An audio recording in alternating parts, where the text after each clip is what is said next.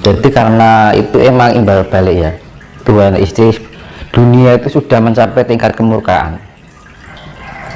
Jadi sudah tidak bisa dibendung lagi dengan kekuatan manusia, kan gitu loh. Karena merasa adidaya. Nah itu sebenarnya itu yang makanya kan diperlukan pemimpin itu harus mempunyai sifat yang jiwa kepemimpinan yang sebenarnya. Nah, jiwa kepemimpinan itu apa? Orang yang bisa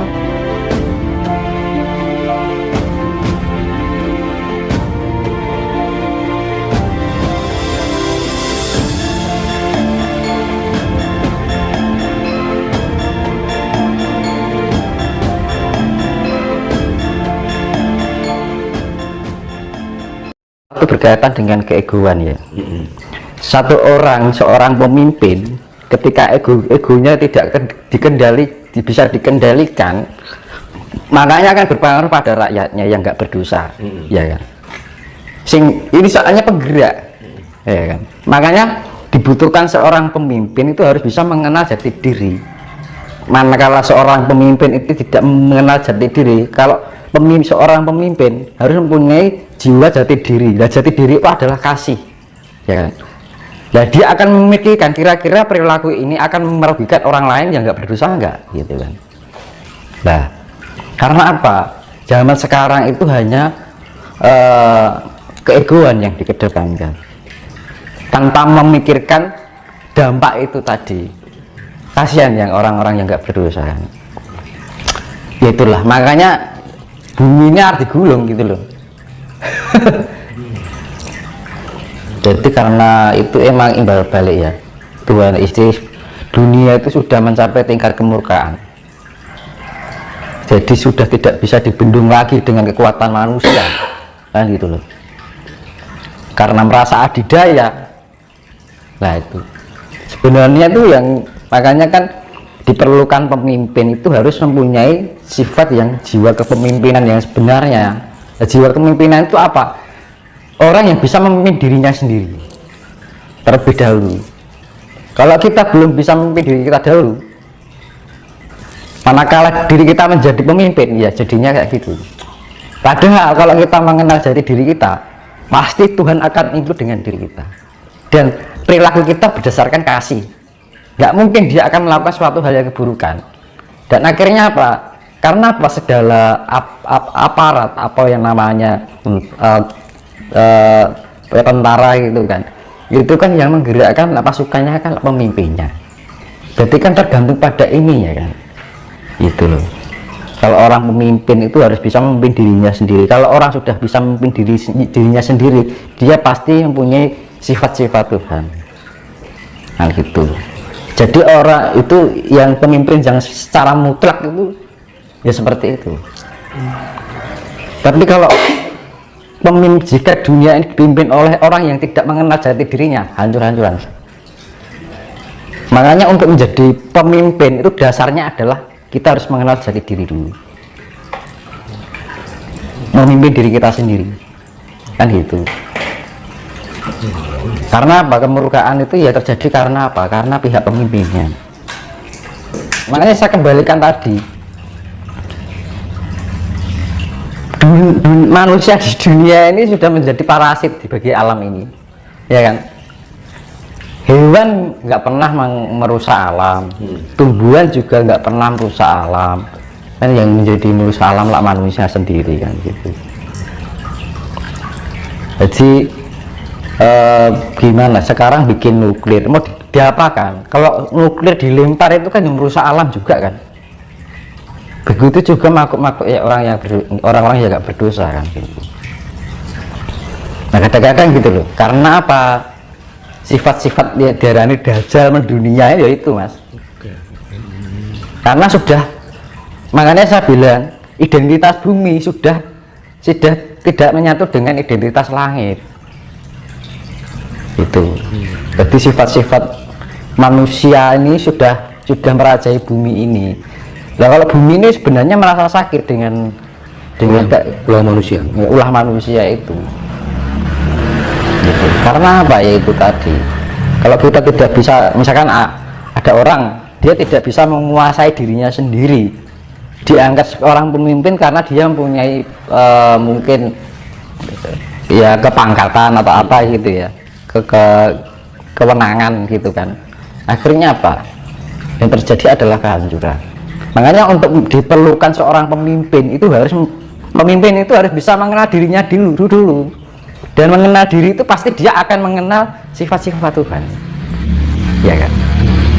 Ya itu dampaknya kalau sebuah negara hanya didasari dengan sebuah wewenangan itu tanpa didasari pengenalan diri sejati atau identitas dirinya sebagai pengajawantahan sifat Gusti, ya jadinya seperti itu. Nanti Jawa ini nanti ada spesifik, orang yang terbangkitkan itu punya spesifikasi masing-masing. Ada yang bagian keahlian, ada yang bagian pengobatan, ada yang bagian istilahnya pasukan perang, bukan perang tapi berarti pasukan. Ada yang berperan sebagai senopati, ada yang berperan sebagai menteri, ada yang berperan sebagai pemimpin, kan gitu.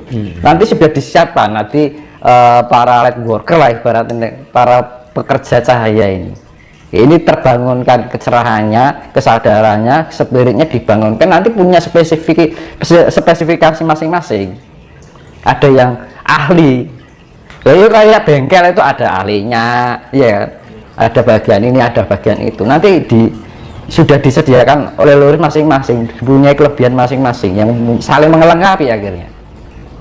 Makanya ini di dalam spiritualitas anak-anak muda, ada yang punya kemampuan ini, ada yang punya kemampuan itu mah sudah disiapkan oleh leluhur. Itu bukti nyata loh, dan itu sekarang sudah banyak gitu loh, bukti nyata, gak hanya omong kosong. Banyak kan sekarang anak kecil-kecil bisa tahu hal yang sifatnya gaib, terus bisa ngomong kayak anak-anak dewasa, ya kan, terus punya pengetahuan yang banyak. Nah itu kan karena jamaah dari leluhur, itu bagian dari penyelamatan dari leluhur untuk cucu-cucunya. Itu kan sudah nyata, cuman kita kadang-kadang nggak menyadari bahwa itu leluhur kita sudah bekerja gitu loh sebenarnya. Ya kan sekarang anak-anak muda udah pinter tuh mas. Ada punya yang spesifikasi ini, ada yang punya bakat ini, kan macam-macam. Nanti kan ada yang ditempatkan dari Menteri Keuangan, ibaratnya gitu loh, Menteri Ketatanegaraan, gitu. Menteri Kesehatan, macam-macam. Dia punya spesifik masing-masing, kan gitu. Anak muda spiritual muda kan kayak gitu sekarang. Tiba-tiba nongol orang ini, tiba-tiba nongol orang ini, kan gitu. Itu bagian dari perlindungan para leluhur. Salin logo mas. Leluhur itu kita kayak busana, diberikan busana. Itu apa namanya, leluhur itu mencari busana gitu. Nitis kembali. Nah itu. Dan itu sudah nyata. Lah kalau nggak nitis, ternyata ini anak kecil sudah bisa ngomong kayak orang dewasa. Itu tanpa zaman leluhur. Jadi raganya, casingnya muda, tapi jiwanya lampau. Iya kan? Itu. Terus gini mas, di zaman sekarang ini kenapa orang yang hidupnya itu sombong, ambisius, diberi kelancaran dan kesusahan untuk rezeki?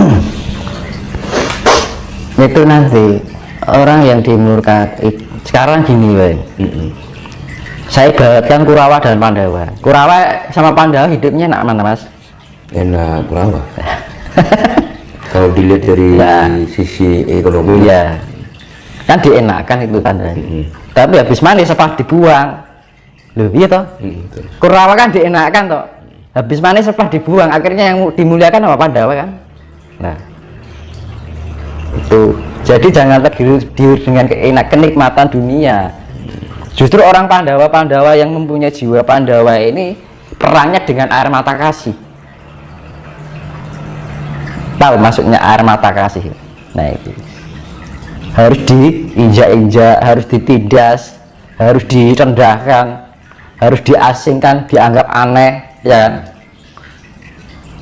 Kita berlaku baik malah dimanfaatkan. Nah itu Pandawa kan selalu mengalami kayak gitu. Loh, wayang itu kan suatu penggambaran yang akan terjadi ini.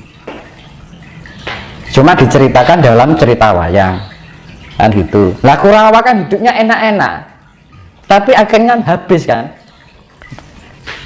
Jadi ini habis panen setelah dibuang. Itu untuk pembelajaran Pandawa ini. Kalau Pandawa tidak ada Kurawa, dia juga tidak ada pembelajaran di dalam dirinya.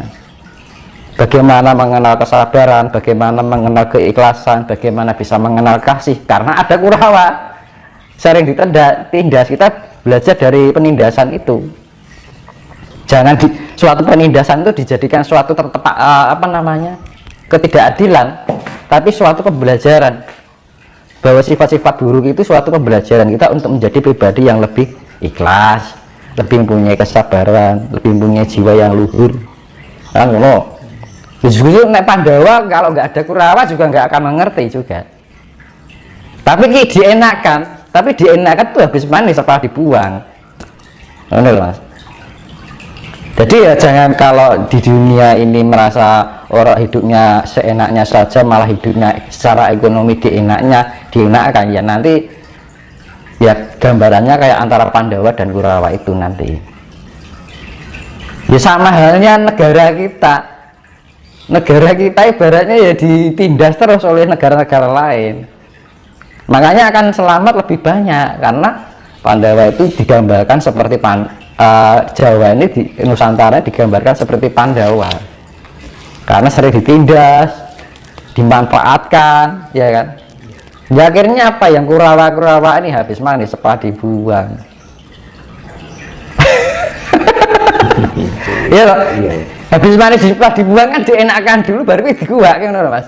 Ya kan, dienakan dulu, dimanis-maniskan dulu, habis itu dibuang. Ngono.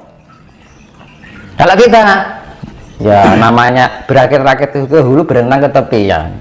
Kalau ingin senang ya harus susah dulu, senang kemudian kan ngono. Dan itu harus bisa kalau kita mendapatkan suatu ujian keterpaan atau yang sifatnya yaitu tadi hinaan, tindasan oleh yang sifat-sifat seperti itu, jangan dijadikan suatu itu ketidakadilan, tapi dijadikan itu suatu pembelajaran agar kita menjadi pribadi yang lebih paham. Oh ini gitu, nek paham kan, oh iya kan gitu kan. Pandawa kalau nggak ada Kurawa ya juga nggak akan dewasa. Gitu loh. Ya kita berpikirnya positive thinking. Tanpa mereka kita nggak bisa berpikir. Ini walaupun kita kan dampaknya juga gitu kan. Dampaknya apa? Penderitaan. Kan gitu. Ya, penggambaran wayang itu ya sudah jelas. Wayang itu dibuat untuk kata Jawa Binangun ya sekarang ini. Dan itu terjadi kan gitu loh. Halo Mas. Nah itu tadi habis manis setelah dibuang, dimaniskan dulu baru diguak. Analoginya seperti itu. Berarti sekarang kita ini memasuki zaman Bratayuda, Mas. Iya, sudah. Betul itu sudah bertahun-puluh tahun ini, sudah beratus-ratus tahun dari sejak Majapahit ke sini penjajahan nggak berhenti, semakin ke sini semakin kita nggak disadari bahwa kehidupan di negara kita ini sudah dikuasai. Sekarang mobil motor dari mana, Mas? Ya kan? Yang untung negara mana? Negara lain. Iya. Ya kan? Ya usaha tuh, ajarannya aja. Jawa sendiri ini radigo. Malah dianggap aneh kan gitu kan. Kita mempelajari kejawen malah misalnya dianggap orang aneh kan. Dianggap musyrik kan gitu. Kan aneh kan gitu. Kita merasa asing di tanah kita sendiri. Gitu. Kalau kita belajar tentang kejawen misalkan, kita jadi merasa asing gitu kan. Padahal ini tanah Jawa gitu loh. Serasa kita nggak berada di tanah air kita sendiri rasanya gitu. Nah itu makanya kan kalau orang yang istilahnya gini memahami itu anaknya mengguyu mas, guyu ini guyu piye ya, guyu gedek lah istilahnya kan gitu. antara guyu karo ya memprihatinkan kan gitu loh. Dunia itu kayak bagaikan permainan gitu loh, semuanya sifatnya rekayasa, kemurniannya itu sudah hilang gitu. Makanya kembali pada kemurnian diri kita sendiri, itu tadi harus mempunyai sifat-sifat ya Tuhan ya harus include di dalam segala perilaku kita, ucapan kita, pikiran kita, rasa kita. Kalau kita misalkan gini, itu tadi saya bilang pengertian itu nggak usah terlalu rumit gitu ya, yang penting kita bisa menciptakan kasih, wis simpel aja. Satu kitab gampangan ini berapa ayat kasih di sini disimpan kasih disimpan kasih selesai kan gitu. Itu nanti dengan kasih kita akan mengerti dengan alam dengan sendirinya, mengerti dengan jati diri kita dengan sendirinya. Kita berbuat iya aku kasih, kita akan melakukan oh iya aku kok kehilangan kasih ya. Nah kasih itu selalu diingat di dalam pikiran dan rasa kita.